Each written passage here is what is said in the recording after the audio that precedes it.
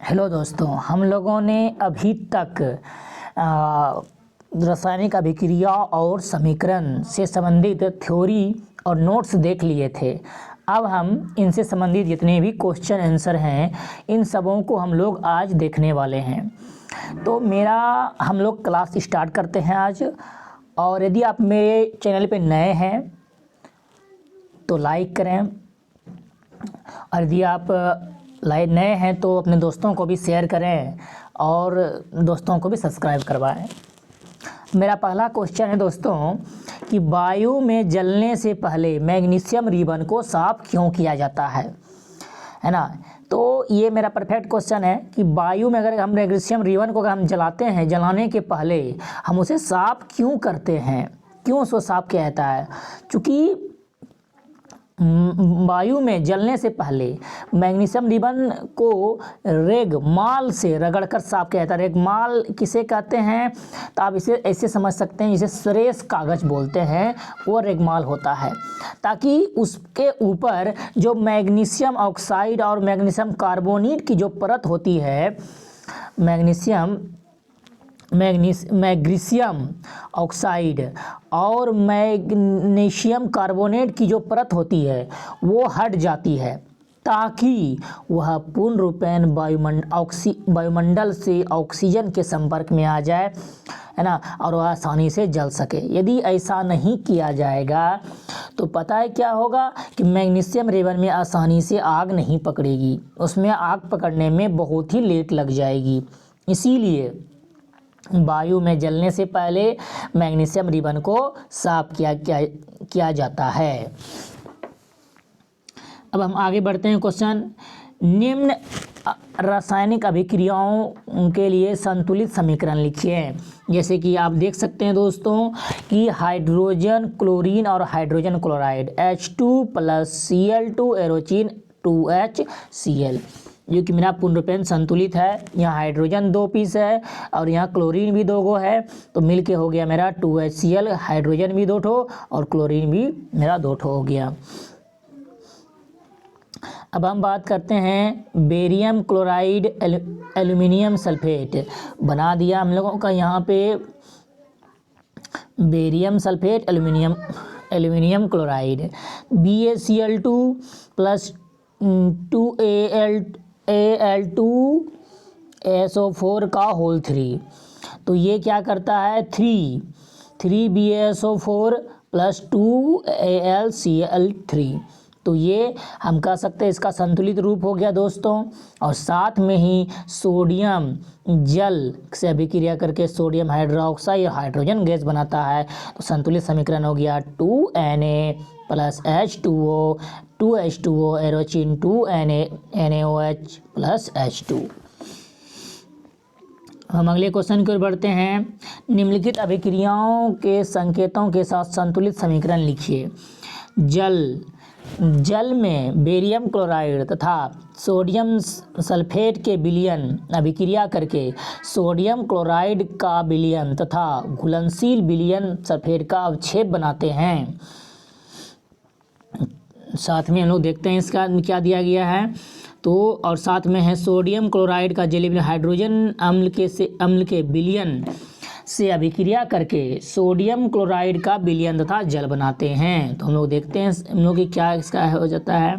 देखिए BaCl2 एरोचिन + 2Na2SO4 BaSO4 + 2NaCl। हम लोग पहले बात कर चुके हैं समीकरण पे कि इसे अवक्षेपण अभिक्रिया भी साथ में कहते हैं, और साथ में इसमें आयनों का आदान प्रदान होता है। तो ये अभिक्रिया हो गया मेरा, हमने पहले चर्चा किया भी था, वो हो जाता है द्विविस्थापन अभिक्रिया।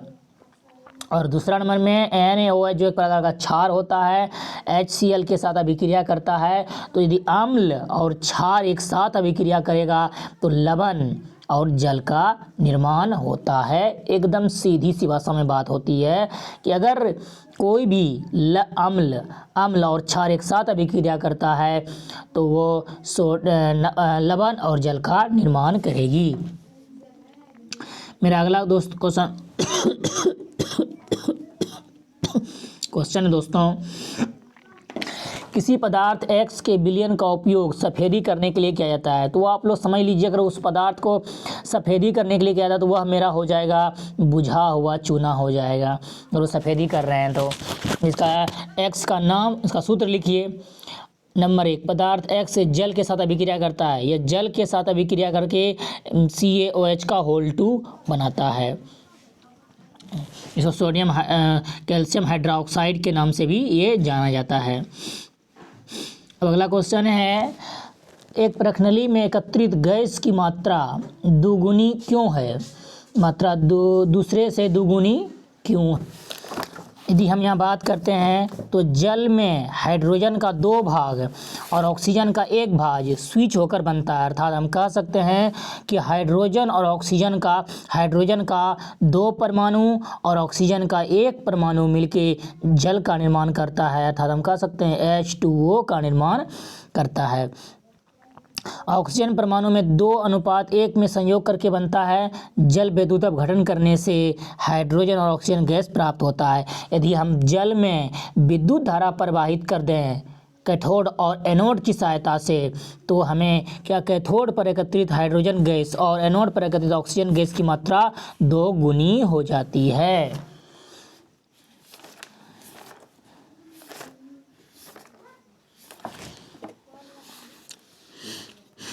जैसे आप देख सकते हैं चित्र में इस चित्र में दिखाया गया है कि किस प्रकार से इसके प्रयोग द्वारा जल विद्युत अपघटन प्रक्रिया पूर्ण रूपेण दिखाई गई है। अब इस चित्र को स्क्रीनशॉट लेकर आप रख सकते हैं आसानी से और इसके बारे में जानकारी ले सकते हैं। मेरा अगला क्वेश्चन है दोस्तों, जब लोहे के कील को कॉपर सल्फेट के विलयन में डुबाया जाता है तो विलयन का रंग क्यों बदल जाता है?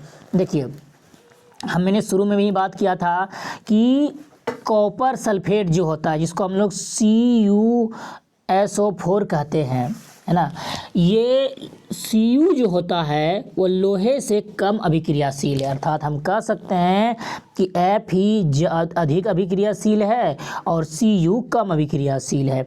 तो इस कंडीशन में क्या होता है कि पहले जब पहले विलयन होता है वह विलयन होता है नीले रंग का होता है, पहले विलयन नीले रंग का होता है, परंतु जब उसमें लोहे के कील को डाला जाता है तो लोहा अधिक क्रियाशील होने के कारण कॉपर को विस्थापित करके उनका स्थान ग्रहण कर लेता है, जिससे विलयन का रंग हल्का हरा हो जाता है और कॉपर उससे अलग हो जाता है। तो इसमें भी यही बात लिखा गया है कि कॉपर को विस्थापित कर देता है और आयरन सल्फेट तक कॉपर धातु बनती है। इस जो अभिक्रिया नीचे दिया गया है।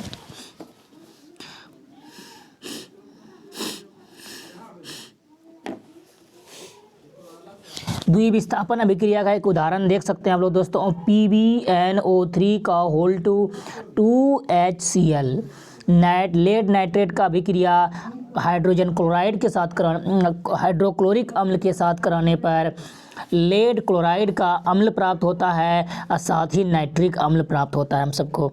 ये अभिक्रिया खासकर प्रयोगशाला में होती है और आप देख सकते हैं कि इस तरह की अभिक्रिया को हम कह सकते हैं द्विविस्थापन अभिक्रिया, क्योंकि इसमें आयनों का आदान प्रदान होता है, इसीलिए इस अभिक्रिया को हम कहते हैं द्विविस्थापन अभिक्रिया। अब यहाँ बात किया गया है कि इनमें से 2 समीकरण दिए गए हैं जिनमें हमें पहचानना है कि कौन सा उपचयन है और कौन सा अपचयनित पदार्थों की पहचान करना है कि किसका अपचयन हो रहा है किसका उपचयन हो रहा है। तो देख से दोस्तों यहाँ पे हम बात करते हैं सोडियम जो है ऑक्सीजन के साथ जुड़ रहा है और ये दोनों जुड़ के जो बना रहा है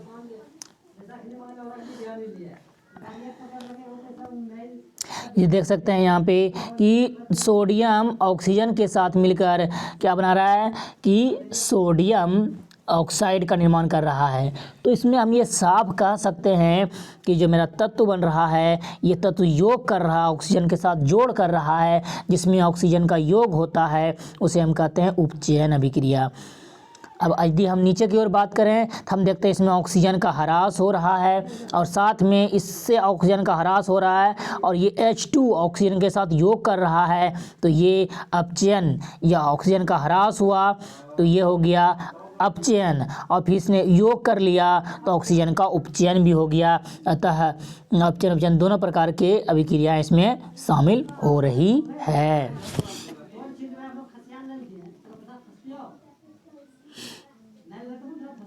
जैसे दोस्तों दिखाया गया है कि इसने CuO ने से ऑक्सीजन का ह्रास हो रहा है तो यह अपचयन हो गया, और H2 ने ऑक्सीजन को ले लिया तो इसमें क्या हो रहा है कि ऑक्सीजन को मिलके एक अलग तत्व H2O बना दिया, जो कि कह सकते हैं हम कि यह अपचयन हो रहा है। अब हम आगे बात कर लेते हैं कि कौन सा कथन सत्य है, कौन सा कथन वो सत्य वाला बात है। इसमें दिया गया है चॉइसेस क्वेश्चन दिया गया है दोस्तों। तो इसमें देखिए नीचे दी गई संबंधों में कौन सा कथन सत्य है। तो 2PbO + C एरोचिन 2Pd + CO2, तो Pb तो ये सीसा उपचयित हो रहा है। तो इस तरह के प्रश्नों को खासकर ग्रुप डी में भी बहुत सारा पूछा जाता है। तो हम यहाँ बात कर लेते हैं कि कार्बन, इसमें क्या लिखा है, सीसा मतलब ऑक्सीजन छोड़ रहा है तो अपचयित हो रहा है। तो 1 नंबर तो 100% कन्फर्म है कि मेरा होगा ही होगा, ये उपचयित हो रहा है तो ये होगा, 1 नंबर तो होगा ही। अगर हम बात करते हैं तो कार्बन डाइऑक्साइड उपचयित हो रहा है, मतलब कार्बन डाइऑक्साइड मतलब C ने ऑक्सीजन को ले लिया, मतलब योग हो गया ऑक्सीजन का, तो हम कह सकते हैं कि कार्बन डाइऑक्साइड उपचयित हो रहा है। अतः मेरा आंसर सही हो जाएगा 1 नंबर, A और B मेरा आंसर सही हो जाएगा। मेरा अगला क्वेश्चन, ऊपर दिया अभिक्रिया किस प्रकार की अभिक्रिया है। ये अभिक्रिया दिया गया है दोस्तों Fe2O3 + 2Al2O3 + Fe। तो ये विस्थापन प्रकार का अभिक्रिया है दोस्तों। हम देख सकते हैं विस्थापन प्रकार का अभिक्रिया, इसका बहुत और भी ऑप्शन अलग से होगा। देख सकते हैं कि Al ने Fe को विस्थापित कर दिया, Al ने Fe को विस्थापित कर उनको हटा के उनका स्थान ग्रहण कर लिया, इसलिए यह विस्थापन अभिक्रिया कहलाएगा। विस्थापन अभिक्रिया ऑप्शन नंबर मेरा डी हो जाएगा आंसर सही मेरा। लौह चूर्ण पर तनु हाइड्रोक्लोरिक अम्ल डालने से क्या होता है। तो अभी हमने इसी बात को पढ़ा था कि विलयन का रंग बदल जाता है और साथ में हाइड्रोजन गैस एवं आयरन क्लोराइड बनता है। तो क्या हो जाएगा मेरा आंसर, हाइड्रोजन गैस और आयरन क्लोराइड बनता है। हम अगले प्रश्न की ओर बढ़ते हैं। अगला क्वेश्चन है संतुलित रासायनिक समीकरण क्या है और रासायनिक समीकरण को संतुलित करना क्यों आवश्यक है। तो दोस्तों मैंने इसके बारे में पहले बता दिया है कि परमाणुओं की संख्या बताई जाती है, लेफ्ट साइड में जितना परमाणु है दाईं ओर भी उतना ही होना चाहिए। अर्थात हम यहाँ लिख सकते हैं कि अभिकारकों में परमाणुओं की कुल संख्या और उत्पादों में परमाणुओं की कुल संख्या यदि बराबर हो, साथ ही तत्वों का कुल द्रव्यमान अभिकारकों के कुल द्रव्यमान का द्रव्यमान, अतः रासायनिक समीकरण में द्रव्यमानों के संरक्षण का नियम का पालन करता है। मतलब जो तत्व पहले था और बाद में जो तत्व बना, दोनों का द्रव्यमान सेम होना चाहिए। अगर ऐसा नहीं होता है तो अभिक्रिया संतुलित नहीं है, बिल्कुल भी नहीं है। अब यहाँ दिया गया है कि निम्नलिखित समीकरण के रूप में परिवर्तित कर उन्हें संतुलित करने के लिए समीकरण में दिया गया है कि कौन सा। सबसे पहला दिया गया है नाइट्रोजन हाइड्रोजन गैस से संयोग करके अमोनिया बनाता है, और साथ ही दूसरा दिया गया हाइड्रोजन सल्फाइड गैस वायु में दहन होने पर जल सल्फर डाइऑक्साइड बनाता है। एल्युमिनियम सल्फेट के साथ अभिक्रिया कर बेरियम क्लोराइड, एल्युमिनियम क्लोराइड एवं बेरियम सल्फेट का अपक्षेप प्राप्त होता है। और साथ में ही अगला है, देखिए यहाँ पे इसका संतुलित समीकरण देने के लिए बोला गया था, तो 3H2+ का संतुलित समीकरण यहाँ दिया गया है। आप इसका स्क्रीनशॉट लेके रख सकते हैं। की बात, और मैंने संतुलित समीकरण के संबंधी सब बातों को समझा दिया है। आप लोग पीछे वाला वीडियो को देख लें यदि आप लोगों ने नहीं देखा है तो। अब यहाँ संतुलित समीकरण वही सवाल है, इसको भी संतुलित समीकरण करने के लिए बना है दोस्तों। आप लोग अपने घर में बैठ के मतलब घरों में इसका सॉल्यूशन दें और साथ में कमेंट बॉक्स में से लिखकर बताएं कि कैसे संतुलित किया गया है। आप जितनी अधिक प्रैक्टिस करेंगे उतना ज़्यादा होगा, क्योंकि इसमें बहुत सारा प्रश्न दिया गया है, आंसर भी साथ में इसको मिल रहा है आप लोगों को। तो इसमें जो नहीं होगा, ये परेशानी अगर बढ़ेगी तो आप हमें कमेंट बॉक्स में लिख कर बता सकते हैं कि संतुलित कैसे करना है। मैंने इसके बारे में पहले वीडियो बना दिया है, अच्छे से वीडियो बनाया है, आप देख सकते हैं।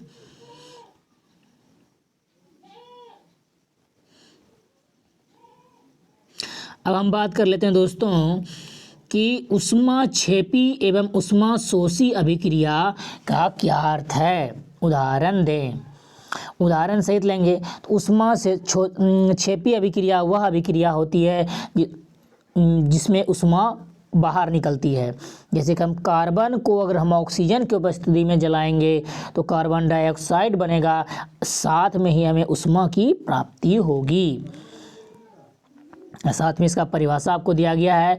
जिन अभिक्रियाओं में उत्पाद के निर्माण के साथ साथ ऊष्मा भी उत्पन्न होती है उन्हें ऊष्माक्षेपी अभिक्रिया कहते हैं। ऊष्माक्षेपी को ए से संकेत द्वारा उत्पाद की ओर लिखकर प्रदर्शित किया जाता है। उदाहरण के लिए C+O2 एरोचिन CO2 प्लस ऊष्मा। यदि हम ऊष्माक्षेपी की बात करें तो वह रासायनिक अभिक्रिया जिसमें हमें अलग से ऊष्मा देनी पड़ती है। ऊष्मा देंगे तभी वो अभिक्रिया संपन्न होगा, अन्यथा वो अभिक्रिया संपन्न नहीं होगा। जैसे CaCO3 का अगर हम अभिक्रिया करवाएंगे, ये ऊष्माशोषी अभिक्रिया में अगर इसको गर्म करेंगे, मतलब गर्म पानी में डालेंगे, तो यह CaO जो बुझा हुआ चूना बनता है और साथ में ही ये कार्बन डाइऑक्साइड गैस मुक्त होता है। तो दोस्तों आज इतना ही, आज का क्लास इतना ही रहने देते हैं। अब हम अगले दिन देखेंगे कि आगे का क्वेश्चन या देखेंगे। यदि आपको मेरा चैनल अच्छा लगे, पसंद आए तो लाइक करें, शेयर करें तथा अपने दोस्तों को सब्सक्राइब करवाएं। Thank you.